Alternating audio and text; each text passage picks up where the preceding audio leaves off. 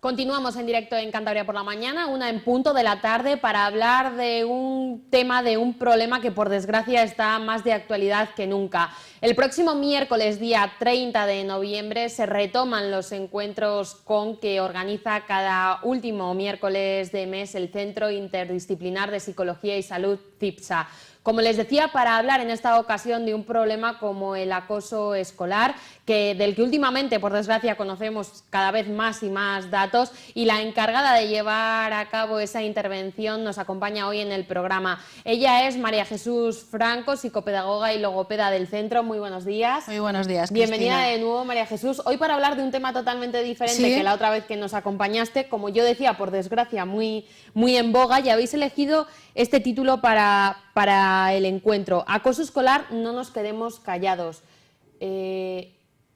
¿No se saca demasiado el problema a relucir, o quedarse callados por parte de quién viene, María Jesús? ¿Del que lo sufre, de los padres, de los profesores? Pues de todo un poco, de todos los colectivos de la comunidad educativa y muy en particularmente por los chicos que sufren el acoso. Es como un iceberg, Cristina, solo conocemos la punta y el grosor, la realidad está por debajo. Entonces, una punta que tiene unos datos cuando menos preocupantes, ¿no, María Jesús? Solamente el curso pasado se incrementó un 75%, cerca de 400.000 casos en nuestro país, que son cifras escalofriantes. Pero ¿qué entendemos exactamente por acoso escolar entre compañeros? ¿Dónde se quedan atrás las burlas que yo creo que todos hemos vivido, ¿no? en clase, con el que le ponían las gafas, el que usaba aparato? ¿Y dónde empieza realmente ese acoso? Sí, efectivamente, hay que diferenciar lo que puede ser un comportamiento conflictivo de un acoso escolar. Estamos hablando de dos temas completamente diferentes. ¿Cuál es el sello de identidad del acoso escolar? Pues que es clandestino, que es premeditado, con alevosía. El maltratador y sus secuaces, su séquito, que son tan cómplices como él, lo hacen en esos puntos muertos de los centros educativos, en los pasillos, en los baños, donde saben que no está la mirada del profesor. Sin embargo, el ejemplo que tú ponías antes era público y notorio. Y cuanto más público, mejor, ¿no? Sí, es algo que no había que tapar. Bueno, a veces eran bromas un poco pesadas.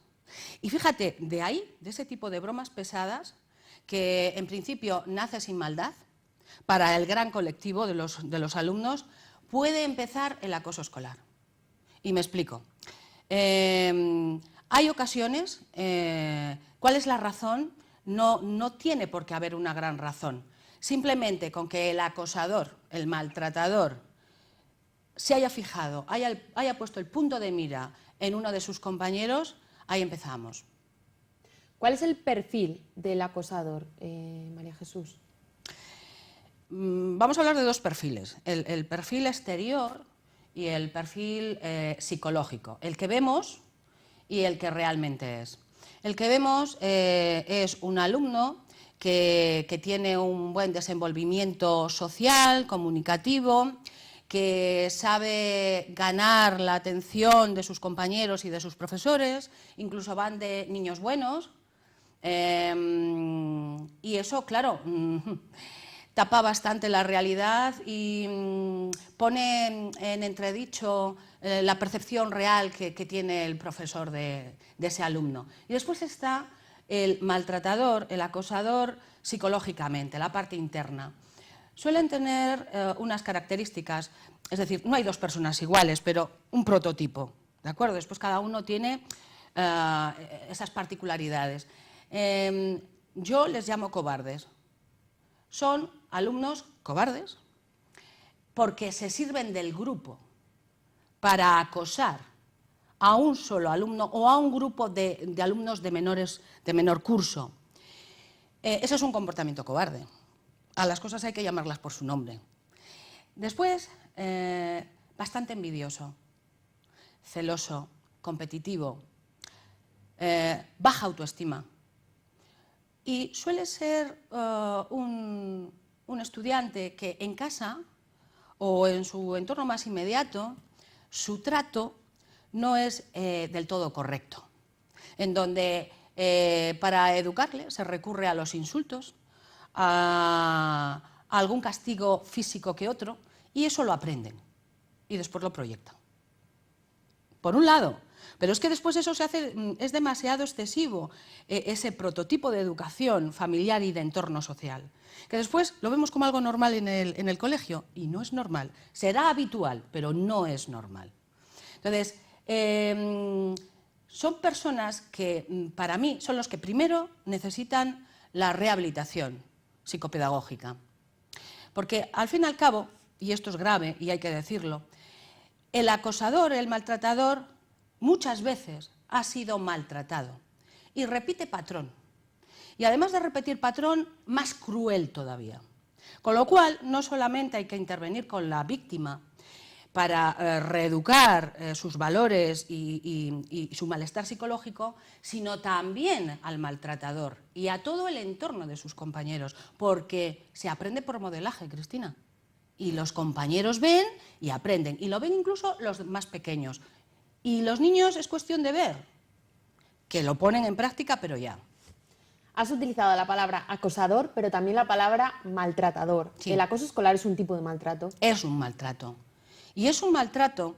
Mira, todos conocemos y nos alarmamos muchísimo con el tema de los malos tratos de género. Y cuando hablo de malos tratos de género, hablo masculino y femenino. Porque aquí el maltrato va por ambos géneros, no nos engañemos. Después vamos a ver la relación que tiene con la forma de maltratar las niñas de los niños, que eso después se traslada a la vida adulta. Entonces, no salen de la chistera los maltratadores cuando son adultos. Esto tiene la raíz en algún sitio. Esto procede de algún lado. O es que de repente una persona llega a mayor de edad y tiene esas conductas violentas con sus parejas, incluso llevarlas al punto de la muerte. O sea, es que esto es así, así de repente. Pues no, esto tiene sus raíces. Y tiene unas raíces que, si no intervenimos con ese alumno maltratador, se va a convertir en un adulto maltratador de su pareja.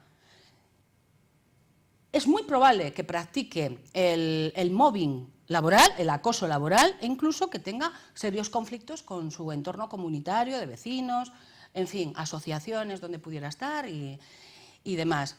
Y no nos tenemos que sorprender cuando oigamos la realidad, porque este es un problema, que por qué no se está poniendo fin al acoso escolar o al maltrato. Porque nos da miedo hablar de esto. No podemos tener miedo. Esta es una realidad que sufren muchas víctimas y que hay que plantarle cara. Desde CIPSA, uno de nuestros eslóganes, plantamos cara al acoso escolar porque sabemos que ahí está el nido de los comportamientos violentos y agresivos de cuando los alumnos han crecido y son ya personas maduras y adultas. Hablando de los patrones, de los perfiles de ese acosador, hablas de su séquito. ¿Siempre actúan con un grupo que de algún modo les respalda? Sí, normalmente sí. Hay dos prototipos, pero lo que decíamos antes, ¿no? Cada maltratador, cada acosador tiene su propio perfil, tiene su propio sello de identidad.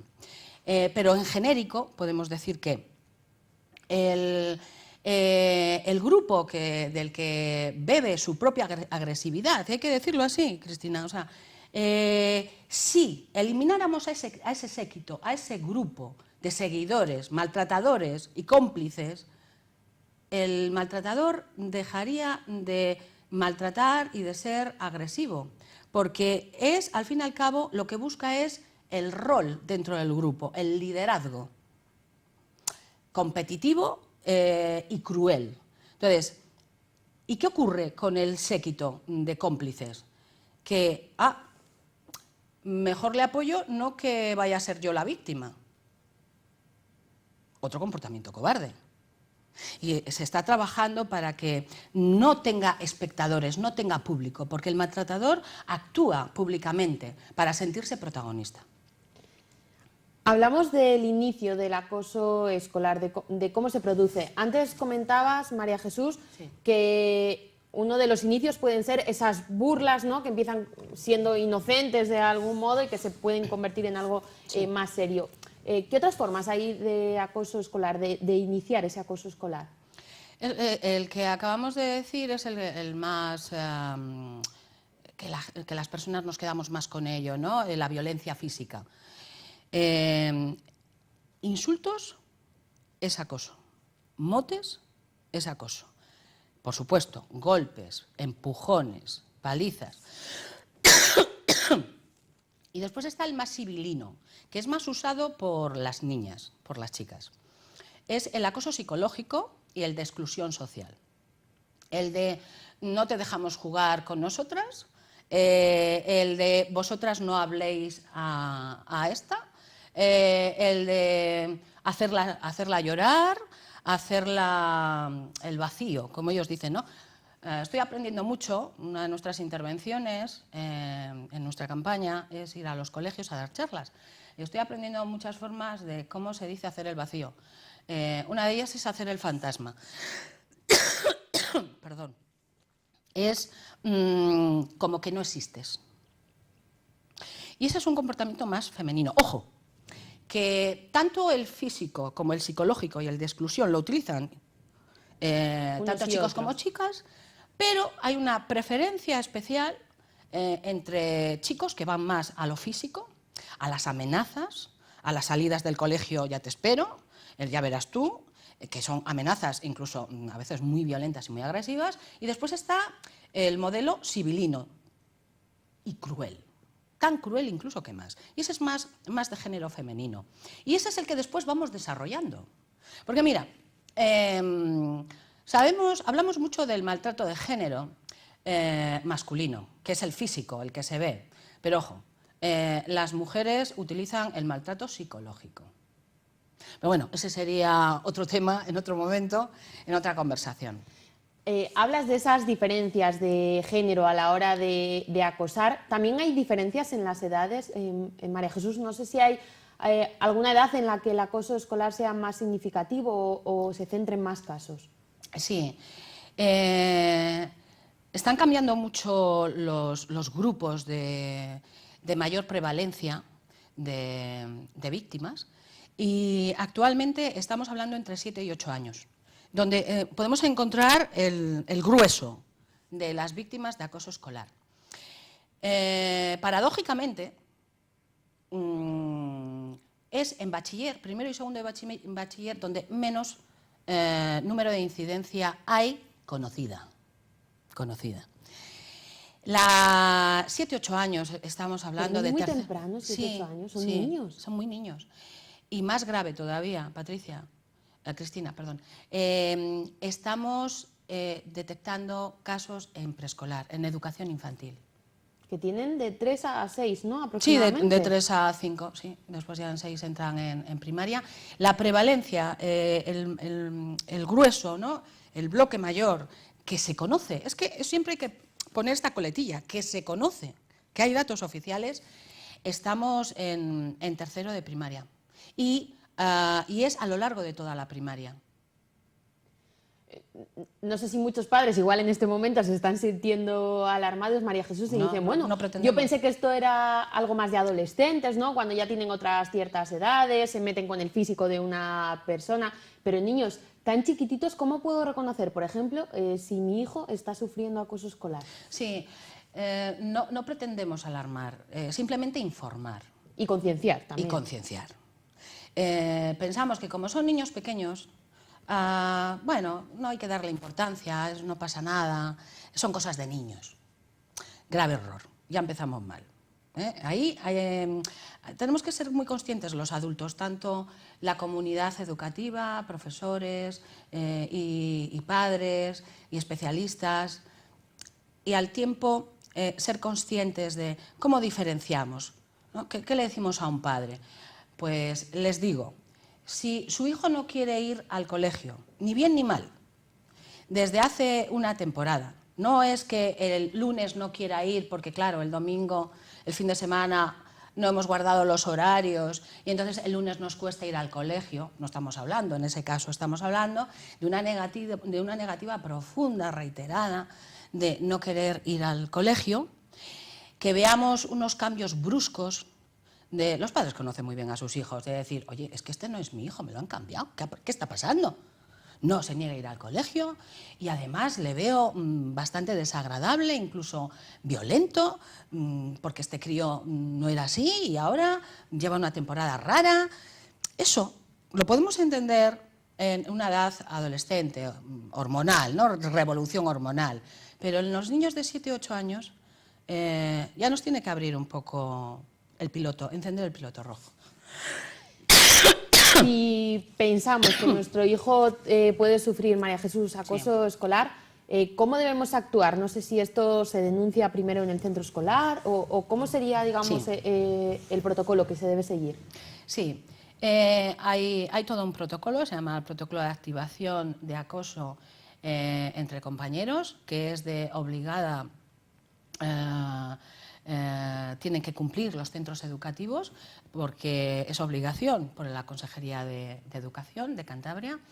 Y los padres lo que tienen que hacer es acudir al centro y bien a la tutora o a ese profesor con el que se entienden mejor, o ir directamente al director o al jefe de estudios o a donde sea y decir, activo, expreso deseo de la familia, activar el protocolo de intervención. Primero es valoración y después intervención. En ese momento el sistema educativo se pone en funcionamiento, se crea un grupo de valoración, un equipo de valoración, que es el director, el orientador del centro, si lo hubiera, y un profesor, normalmente es el tutor o cualquier otro tutor o profesor que conozca más al alumno en sí. Y ya lo hemos activado y sigue su dinámica. El director comunica a la consejería, en ese momento el inspector de zona y la unidad de buena convivencia se ponen en marcha, se inicia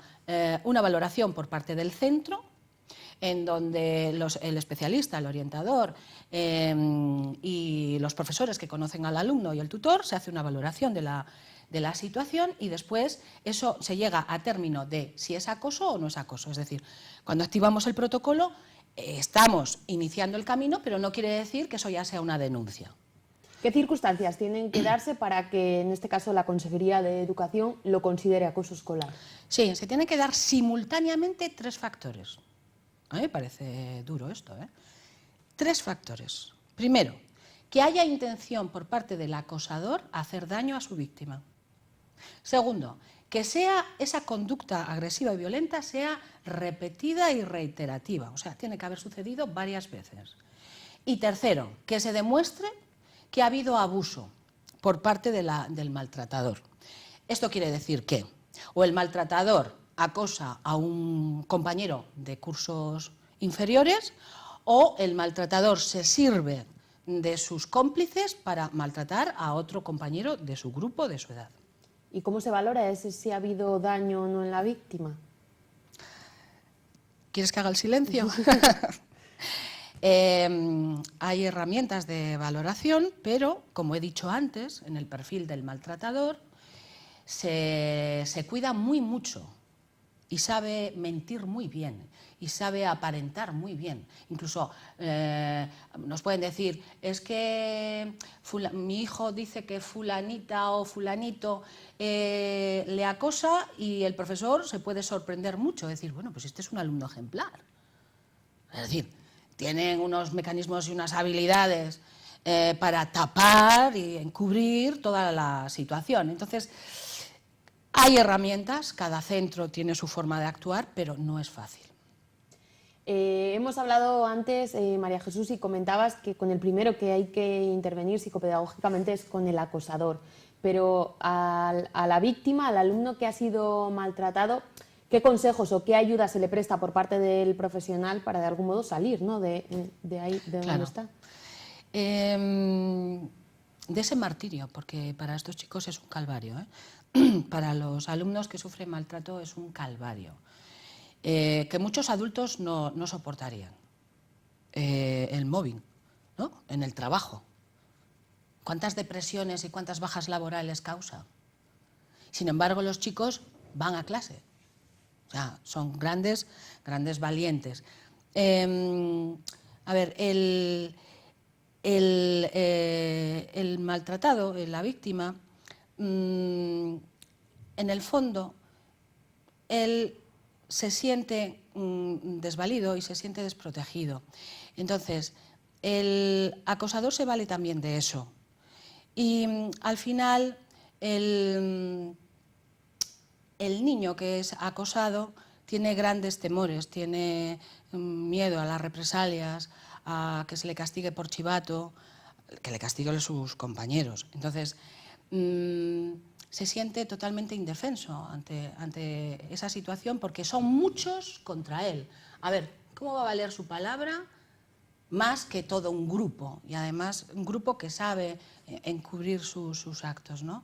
Entonces, a la persona que es maltratada hay que darle ese gran voto de confianza, porque normalmente son los que se les tacha de mentirosos. Y hay que intervenir con ellos. ¿Qué es lo que se está haciendo? Intervenir con las víctimas. No se está interviniendo con los maltratadores. Y aquí hay que intervenir con todos.